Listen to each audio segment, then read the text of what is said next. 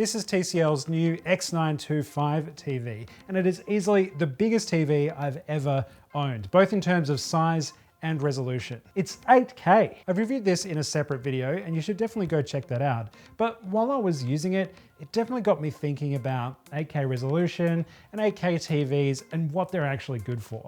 And the answer is, right now at least, not much. Let's start with resolution sizes. So we have Full HD, 4K, and now 8K. That's 16 times the number of pixels of a Full HD display. So if you're buying a new TV, more resolution equals better, right? You're getting more content and the quality is going to be better. Well, not exactly. The camera I'm filming on can shoot up to 6K. Another camera Blackmagic makes shoots up to 12K. But all of those pixels aren't necessarily made for the final product. They're for us, the filmmakers. We can create these massive files with all of these extra pixels and then use them to reframe shots without losing quality. So keeping that in mind, what do you think happens when you do the opposite on an 8K TV? Those extra pixels have to come from somewhere. So what makes them up? So this is me shot in 6K, displayed on an 8K screen. The extra pixels are the result of something the TV does called upscaling. It's way more complicated than this, but basically each empty pixel will look at the surrounding pixels and then use that information to decide what color and brightness it should be. From there, the TV does some computational stuff on top to smooth it out and make it all a little bit more easy on the eye. Because it's computational, the quality of that upscaling can differ greatly between TVs and manufacturers, and that's bound to get more varied as some brands introduce AI machine learning to that mix. Here, I think the 6K image looks great. There is not a whole lot of upscaling required. As we drop the resolution down to 4K, the TV is now having to upscale this image 4 times, and I think it still looks pretty great. It's once we drop down to 1080p that I'm starting to see a few pixels in this room that weren't here before. Here, only 1 in every 16 pixels is from the original video file. The rest is the TV making an educated guess. Unfortunately, sometimes that guess is wrong and you end up with a pretty ugly picture. So the argument here is, well, just watch 4K content where the upscaling is actually good enough. And yeah, that's fine, but now you've got another issue. If you're streaming it, you're gonna have to deal with something called compression.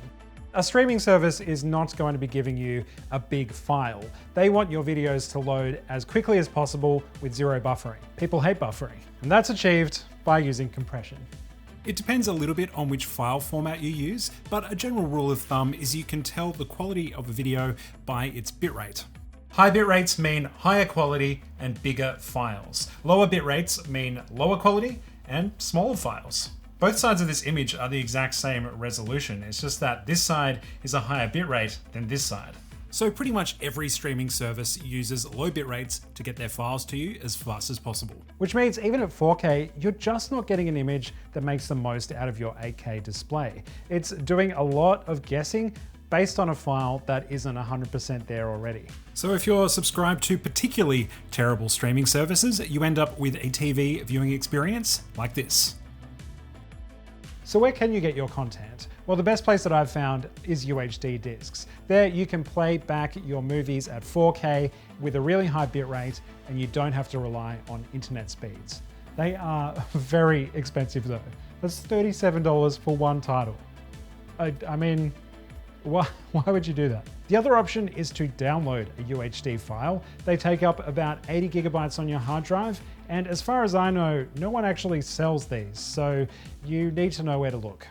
Yar. Well, Toby, you ask, what about 8K video? That's why most people would want one of these, right? Well, besides in those cinema cameras I was talking about, 8K video is virtually non-existent.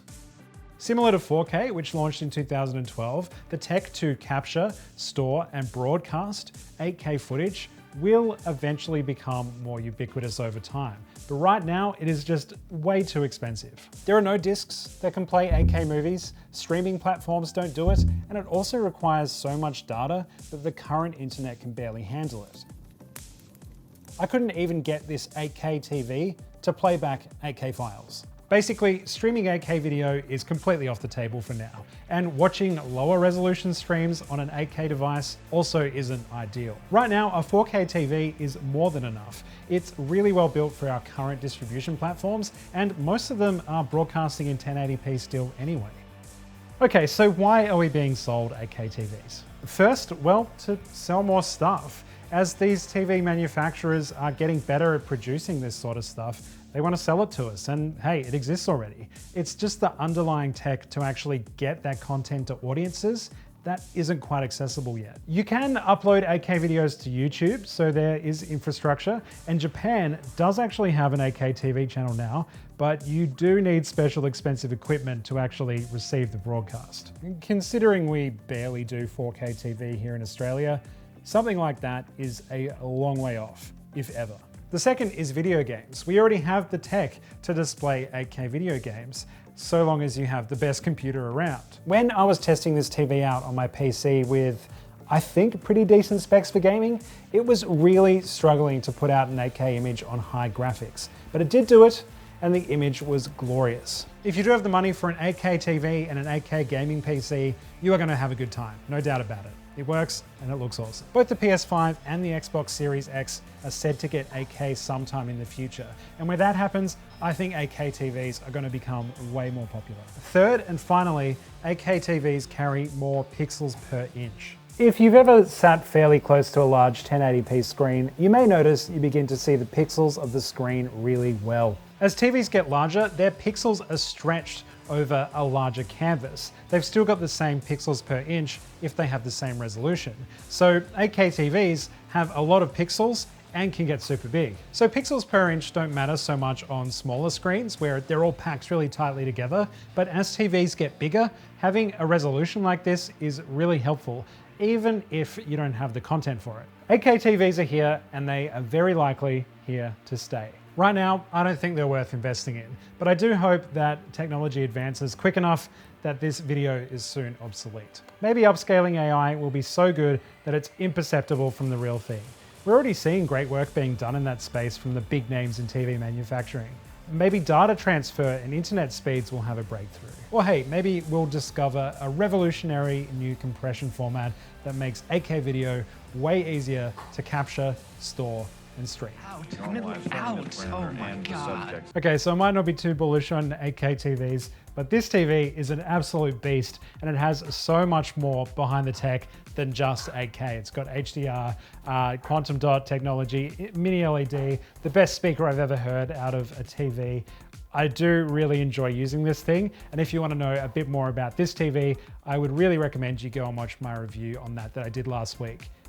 Yeah, I hope to see you there. Until next time, I would highly recommend that you go and watch a 1080p stream on an actual 1080p screen while you still can, because technology is just, it's coming for us all.